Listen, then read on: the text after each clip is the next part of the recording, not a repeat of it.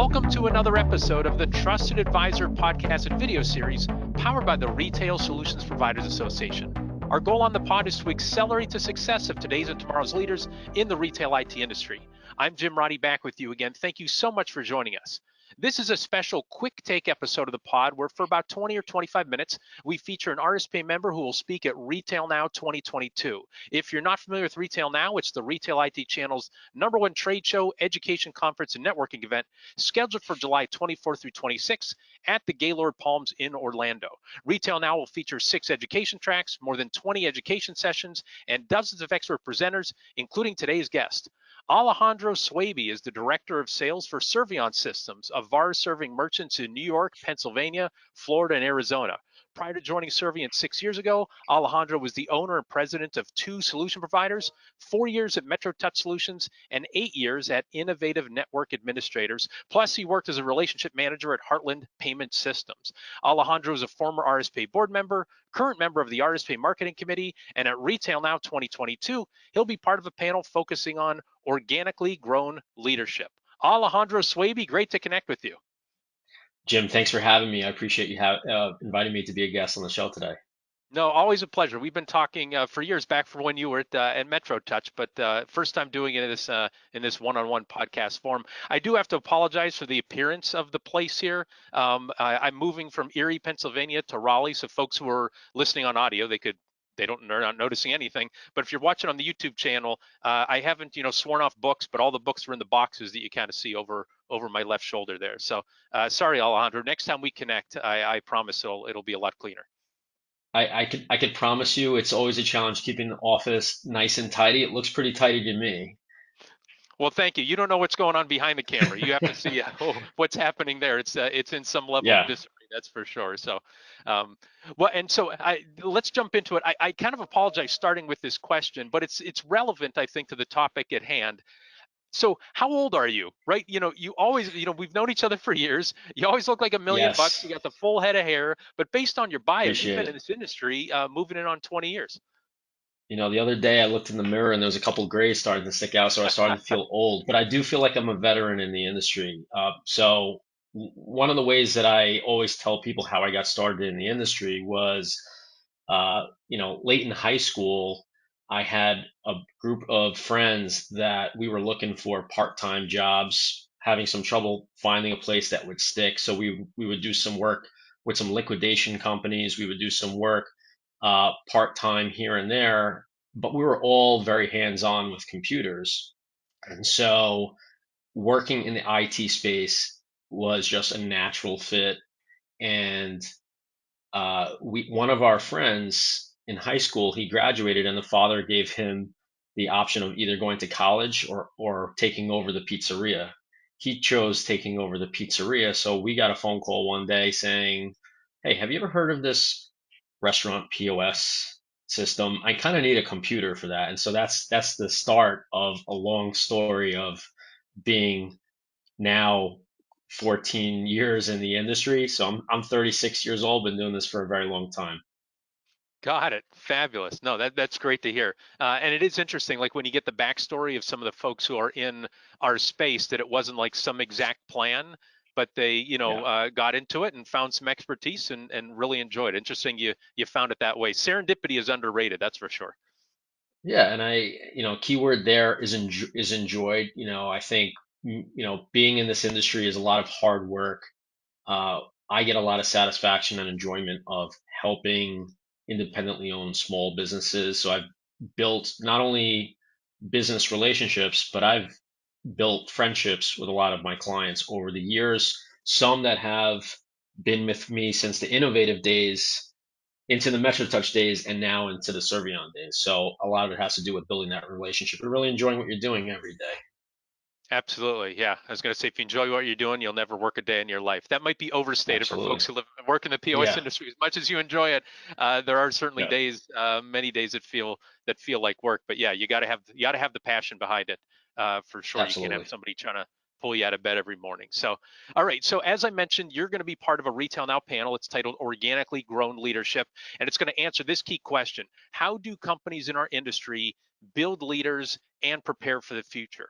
Can you talk about your path at Cervion? Can you talk about the current leadership structure and the actions the company's taking to help you become a stronger leader? Yeah, so I'm gonna start before at Cervion and then lead into Cervion a little bit. Being an independent entrepreneur, a lot of times you feel like you know it all, that you can do everything yourself. Delegating becomes a challenge, and you start hitting plateaus and walls, specifically when it comes around growth. And I've listened to some of the content around the previous Trusted Advisor podcast that, if you're not growing, you're failing, right? You're failing if you're not growing. And so there reached a plateau individually in my career where I wanted to make some personal development growth, specifically in sales management. There were some opportunities that took place at Cervion Systems that fit very specifically like a glove. The first was we care about our customers. I care about my customers. The second was doing business with a VAR should be easy or easier than the competition is offering. And so this was post recession 2008 to 2012. And even prior to that, the go to strategy for most VARs was to sign them up on a lease. In that scenario, we needed to get a credit approval, we needed to get documentation, financials. It was just a complex mess. And Cervion had a innovative as a service subscription model, which I really became a believer of. The ability to, help a restaurant owner, operator save on their upfront capital by signing up with a subscription at that point in time was groundbreaking. Yes. Now that model has proven to be the go-to model now. You can't go to market now selling $50,000 systems unless you're in the enterprise. And so I think that really came about and proved to be a great move, and it really fit very well. Got As it. far as uh, the structure of the path here at Cervion, when I joined 6 years ago, it was still a regional company. In the past 2 years, we've expanded into Arizona through acquisition of another VAR, which was super exciting. We saw a lot of headcount growth. There were some challenges on the management side. Hey, now we're managing multiple time zones. How does that work? The reality is we figured it out. We put our heads down, we focused, and we figured that out as a team on the management side. And so I'd say on the structure, it's always been a group effort. We have our team members, we have support supervisors on the sales side, and then our executive leadership, which would be the directors and Hunter, our CEO. Got it. Okay. Ballpark, how many employees at Cervion, or maybe you know the exact number? I would say we're right about the 25 employee headcount, Okay. which seems to be a sweet spot in as far as in the VAR side. Many of the VARs that I speak to are maybe in that 3 to 7, maybe I'd say maybe under 10. And so as far as a regional VAR, we tend to be a bit larger in that we're servicing multiple regions. We have help desk employees in multiple regions as well, but we still have that boutique feel in that every customer that calls in, we know the owners on a first name basis, and Yeah. they know us on a first name basis. They have direct access to the management team. They call us, they get a phone call back. Yeah. It's not 1-800 who's going to pick up on the other end of the phone, right? They know it's going Yeah, to be yeah, a limited group. yeah. It's not a call center. We're running a high level of quality, really a high quality full service bar. Yeah. Got it. I want to know we want to talk about leadership, but I do want to talk about this because so you were an entrepreneur in your 20s, right? You were a business owner. Um, I'd say even before that. okay. Probably All right. So great. maybe So born that way, but started shoveling driveways and things like that. Pretty young. So I started my own business. I published a sports magazine and then also a regional magazine for about 5.5 years. Some back copies are in some of these boxes around here somewhere. But I, like you said about plateauing, I thought like I was so busy, I just felt like I was functioning, right? I almost felt like I was Yeah. just plugged in and doing this thing, but not really developing or growing. Is that kind of how you were feeling? And I'm thinking some folks in our audience right now might think of that like, man, the business is running me. I'm really not getting much out of this. I'm just like this cog Yeah. who just has to stay on the treadmill all the time. Yeah. If you read a lot of the entrepreneur focused books, E-Myth and books such as those, listening to podcasts, you listen to Warren Buffett speak about, where you should be focusing your time running the business, not letting the business run you.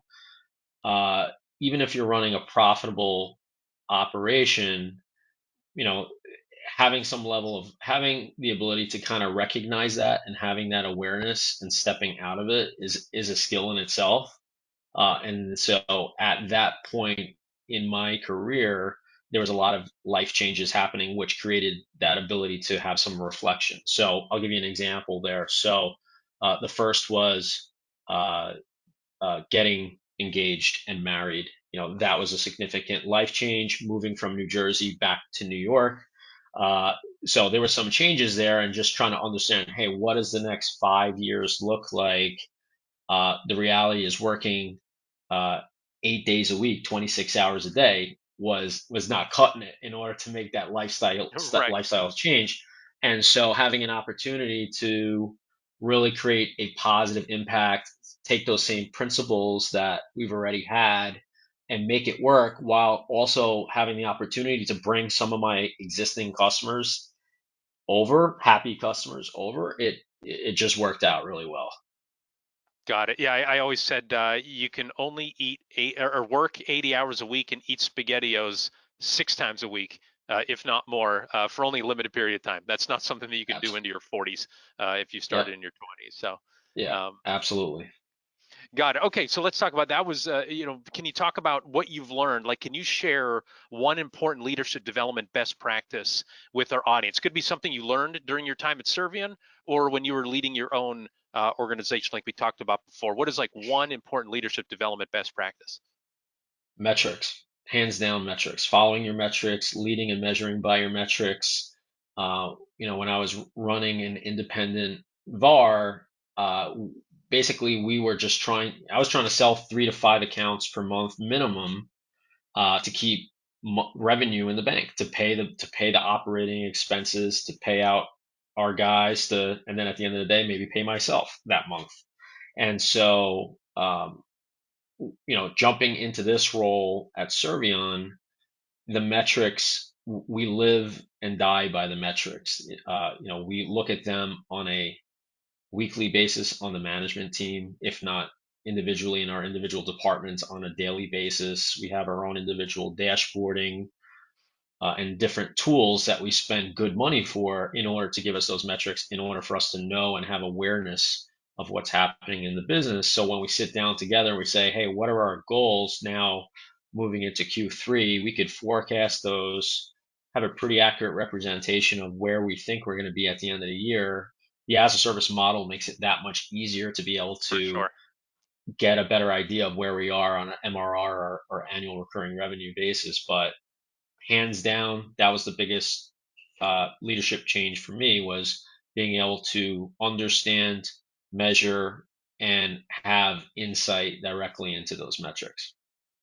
Yeah, I remember going to an RSPA Inspire event. This is probably, gosh, maybe 14, 15 years ago. And they were doing like a live poll and they asked who has metrics that they keep track of. And so they had everybody in the room. And it was surprisingly that only like 2/3 of people had metrics that they were measuring. Well, then they split it up by vendor and by reseller. It was shocking how few resellers had those metrics. I remember people kind of murmuring, like, I can't believe it. And then I was thinking, when I was self-employed, I just had a checkbook, right? Like that's all Yeah. that I did. And it sounds like, as you're saying, like when you're smaller, you oftentimes don't take time to build those analytics and those metrics. And it's almost like flying a plane without having any instruments with you. You got to do it all based on feel. So that's what you're saying.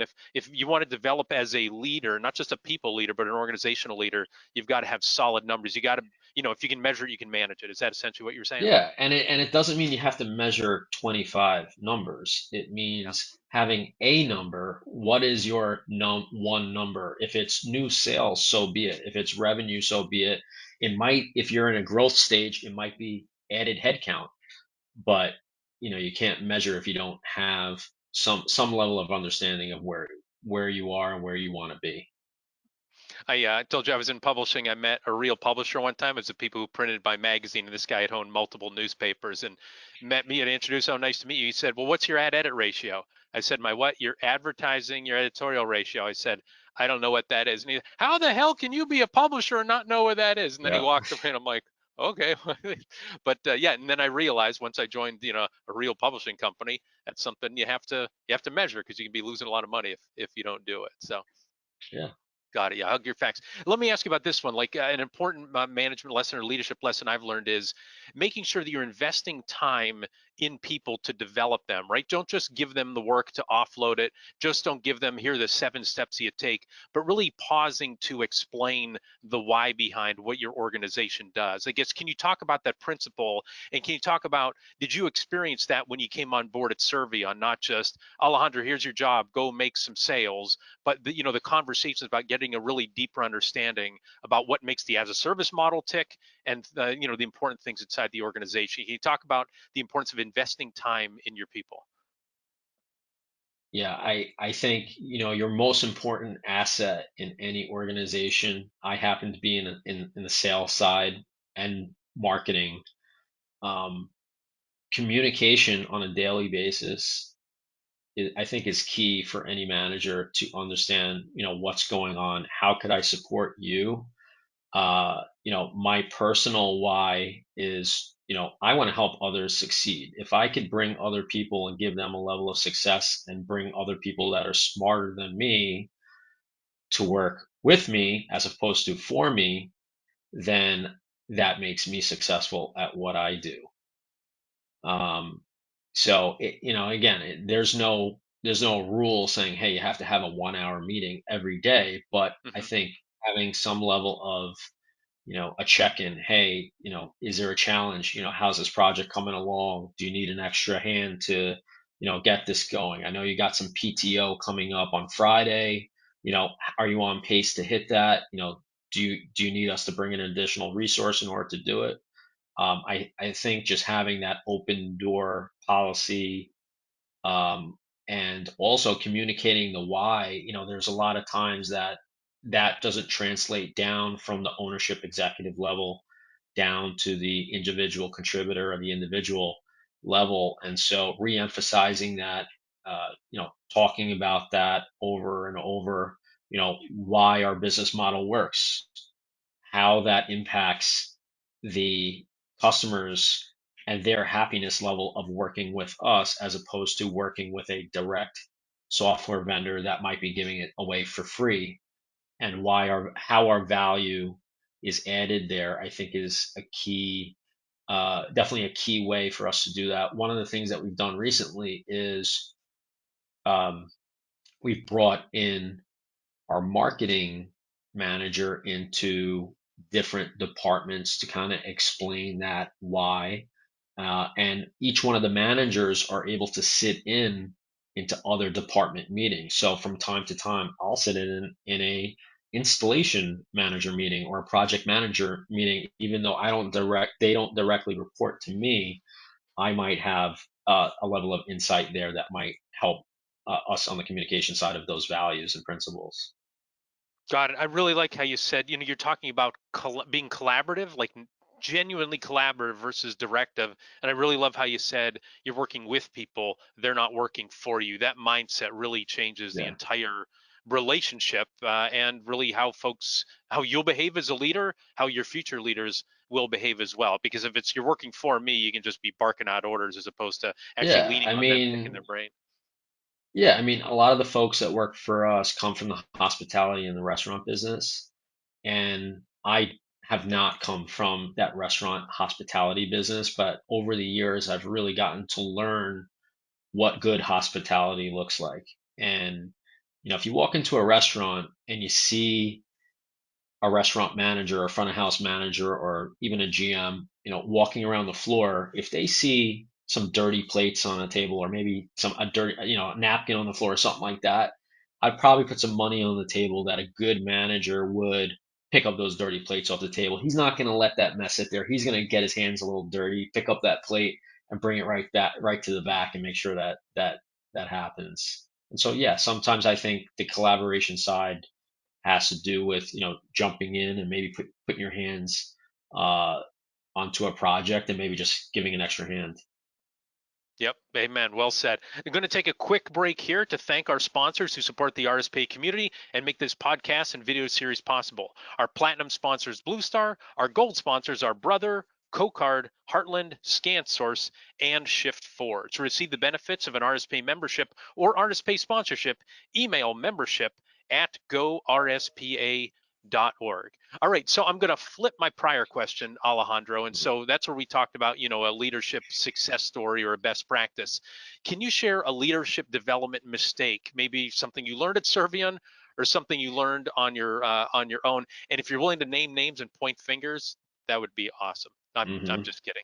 Yeah. But So I'd probably my old just coach point. used to say, point the thumb, not the finger, right? When you're pointing the finger, you got four Yeah. pointing back at you. So Yeah. Yeah. There you go. So I'll point the thumb there. I'd say, the biggest leadership mistake that I think I've made, and just framing it back to those entrepreneur days, is most entrepreneurs are actively multitasking and actively working on many different projects at once, maybe even doing, taking a phone call, doing emails, and letting the busyness lead them as opposed to leading and prioritizing. And so that personally for me had to do with really creating a strict time management structure, uh, starting off the day with the task that really needs to be done and organizing that and understanding the way that the day goes. On a good day, I would do that the day before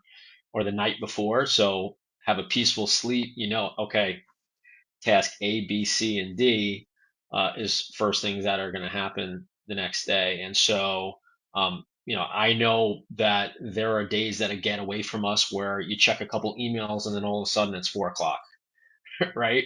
And hmm so, uh, I'd say that the prioritization, the time management, maybe it means putting the phone down, face down on the desk on vibrate for 30 minutes just to, you know, focus on that big task or the metrics that you really need to be looking at and thinking about. So, Yeah, and it seems like the overarching what you're talking about is discipline, right? You cannot be a yeah. successful leader without some level of discipline. Not that you have to be militaristic by any means or plan out every minute, but you just can't let, chasing the tasks or going after the ooh shiny, whatever new opportunity comes your way. Is that kind of what you're talking about? You have to have some level of discipline Yeah. to control that schedule. Yeah.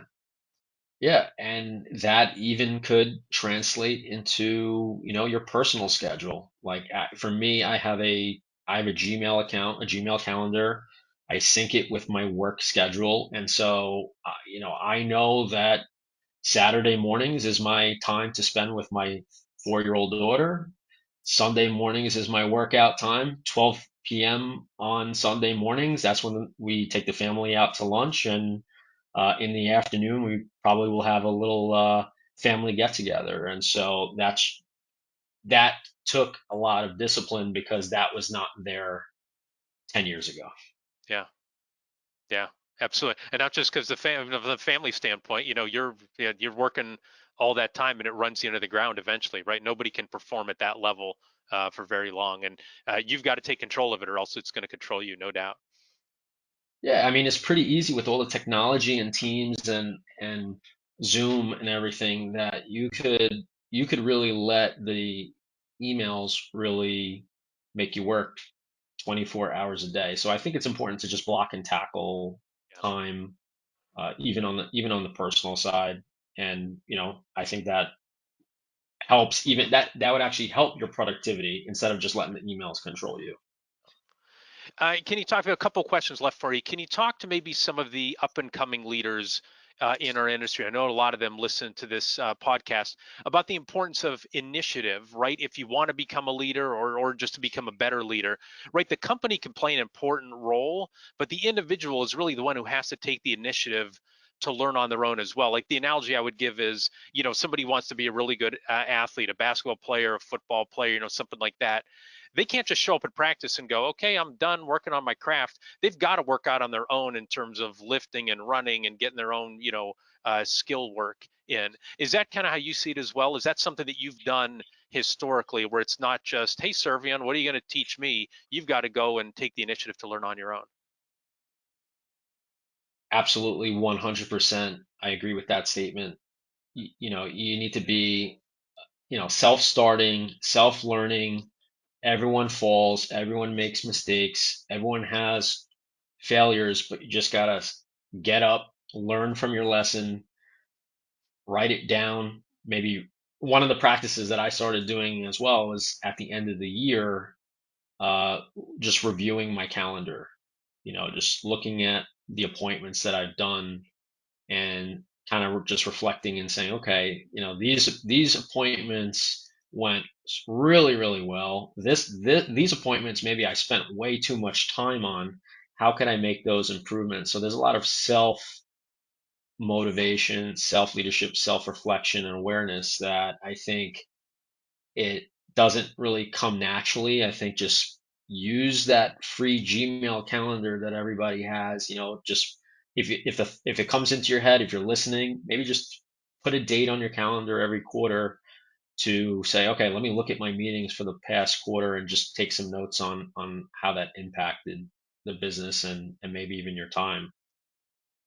It is something when you do an exercise like that and go back through and you're like, why did I spend so much time on Yeah. that, right? Because you didn't run through, maybe the critical thinking to say, is this the most important thing I can be working on right now? You just started working on it, and then you look 6, 9 months later and you say, that yielded really nothing, and it was not commensurate with my time. It can help, it can be instructive for the future. So before you jump in and race after something, you pause and think it through. Is that kind of what you've experienced, if I'm understanding correctly?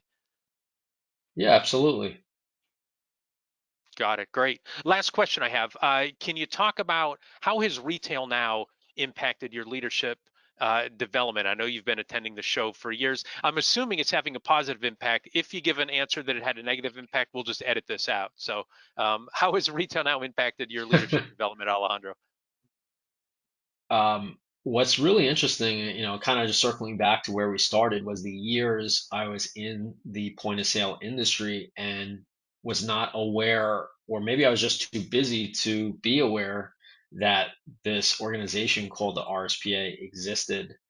And so somehow it might have even been through a trade publication or a reach out, but I was invited to Retail Now, and I fell in love with the organization on that first Retail Now um, event that I went to, and I met people like me that knew the challenges that I was having, and I could sit down and either have a coffee or a drink, or even if I'm sitting down at one of the receptions and say, "Hey, look, this is a challenge that I'm facing. I'm working with this XYZ vendor, and they're now having a direct consumer strategy, and my customers are moving away. Like, how are you doing that?" And they're selling the same product as me. They said, "Oh, we did this, and it's working really well."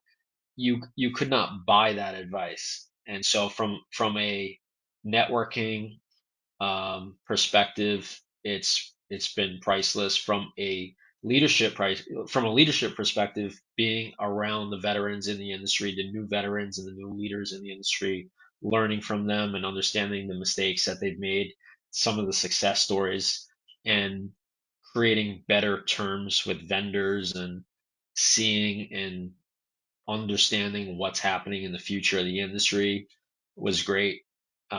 Especially, and I'd even say that the as a service model was one of the things that really, when I first joined the Retail Now, that was what was being talked about, but not implemented as much. But there were a few leaders in the industry there at that time that were starting to do it, and those are the people that I gravitated towards, and now it's turned out very well.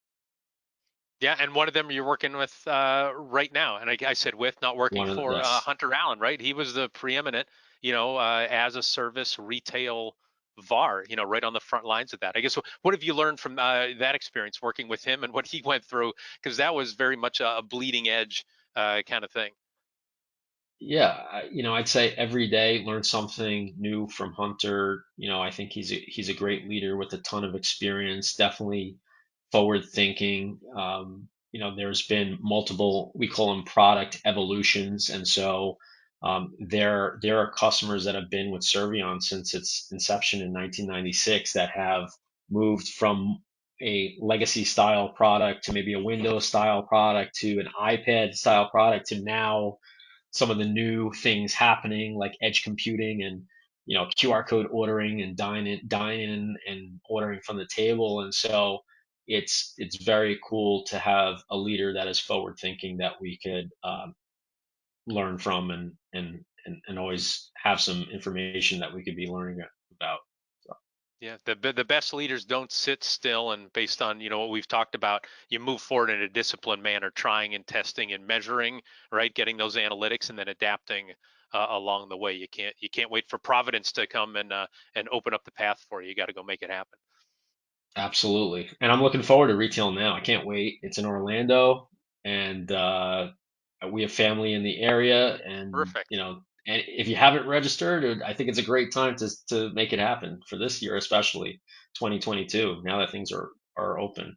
Yeah, things are back and things are changing fast. That's the whole thing. If you're like, oh, maybe I'll go Yes. next year, it seems like things are moving so quickly, business model, product wise, company wise, that it's hard to really take a year off. Maybe you could do that in the past, but it seems like that's not appropriate for what we're going through right now as an industry and as organizations. Yep. It's an investment, definitely that's been worthwhile. Wonderful. Great. Well, that does it for this episode of the Trusted Advisor podcast. We hope you enjoyed our discussion. If you did, be sure to subscribe to the RSPA YouTube channel and the Trusted Advisor podcast so you never miss an episode. Then be sure to register, like Alejandro said, for Retail Now 2022, July 24th through 26th at the Gaylord Palms in Orlando. Again, it's going to have a diverse high-tech expo hall, plenty of networking opportunities, and several great education sessions, including Organically Grown Leadership. For all the details, visit the show website at gorspa.org/retail now. Before we go, big thanks again to Alejandro Swaby for sharing his wisdom with us today. Thanks also to RSPA Director of Marketing and Strategic Partnerships, Chris Arnold, for his production work, Joseph McDade for our music, and last but not least, thanks so much to you for listening.